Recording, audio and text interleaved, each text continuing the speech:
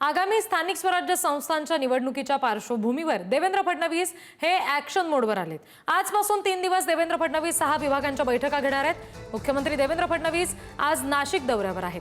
फडणवीस आज नाशिक आणि मराठवाडा विभागातल्या पदाधिकाऱ्यांच्या बैठका घेतील।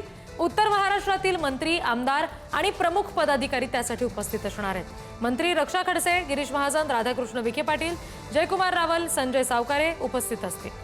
11 ऑक्टोबरला कोकण आणि पश्चिम महाराष्ट्रातील पदाधिकाऱ्यांच्या सुद्धा बैठका होणार आहेत। तर 13 ऑक्टोबरला अमरावती आणि नागपूरमधील पदाधिकाऱ्यांच्या बैठका आहेत। उत्तर महाराष्ट्रातील नंदुरबार, जळगाव, धुळे, नाशिक, नगर 5 जिल्ह्यांची बैठक प्रमुख पदाधिकाऱ्यांची या ठिकाणी थोड्याच वेळात सुरू होईल। आणि साहजिक आहे, निवडणुका समोर आहेत। महिनाभरावर 2 महिन्यावर सगळ्या निवडणुका ठेपलेल्या आहेत, महापालिका, नगरपालिका, जिल्हा परिषद, पंचायत समिती।